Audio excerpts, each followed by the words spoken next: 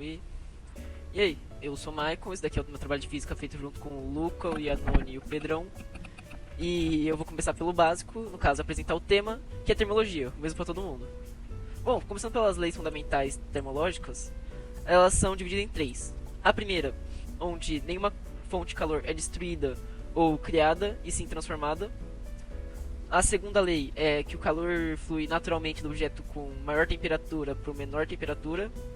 E a terceira lei, nenhuma matéria consegue chegar no zero absoluto, no caso, zero kelvins. Partindo para a calorimetria, é dividida em quatro partes. Sendo a primeira o calor, onde o objeto com maior temperatura vai para o que tem menor temperatura. No exemplo aqui do nosso motor a vapor, é o blazing, que vai para o tonel, que vai esquentar água. É o calor específico, que é o calor para esquentar 1 grama, esquentar em 1 grau, no caso, a água aqui dentro do tonel.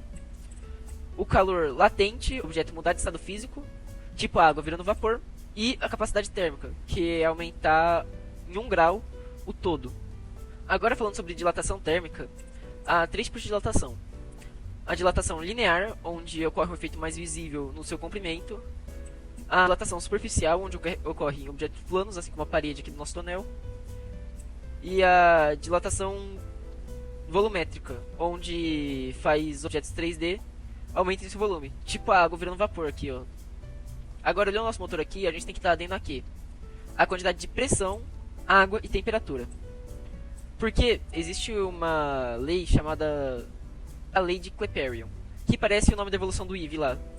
Bom, essa lei, ela relaciona a pressão, a temperatura e a quantidade de gás.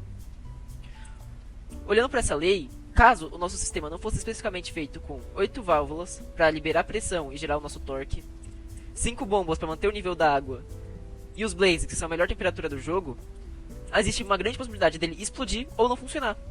Porque se aumentar muito a quantidade de água, a gente vai aumentar a pressão que vai fazer ele explodir.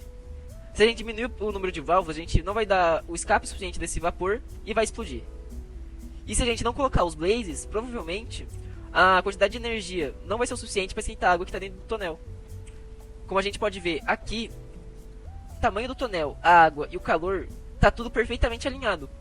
Olhando agora o nosso forninho, a gente vai dar uma leve explicação sobre a termometria, que nada mais é que um jeito de medir a agitação das moléculas, que pode ser medida em Celsius, Fahrenheit, Kelvin.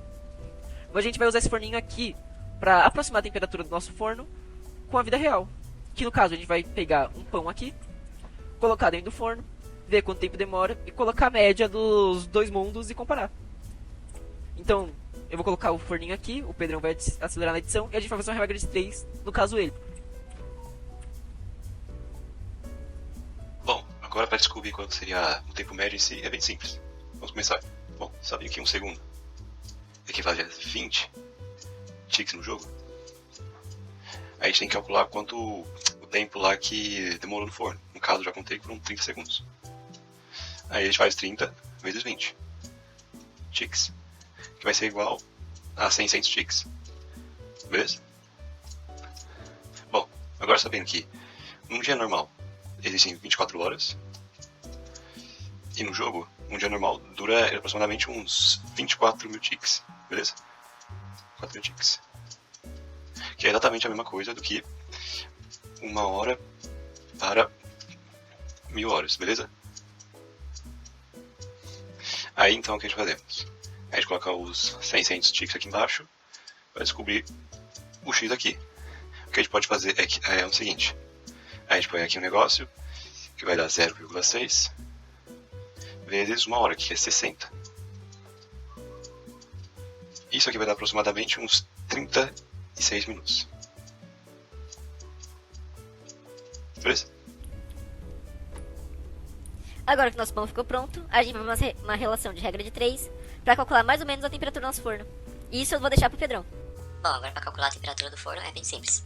Basta a gente fazer 36 minutos, que a gente conseguiu calcular lá, por 35, que é o tempo médio que leva para esquentar um pão.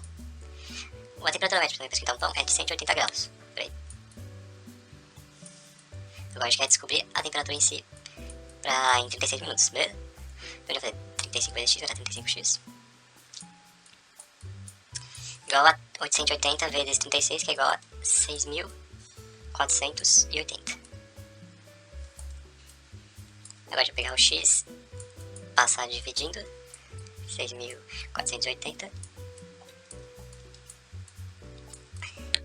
Que isso vai dar, se eu não me engano, um número quebrado que vai ser tipo 180,1, que é aproximadamente 185 variadores.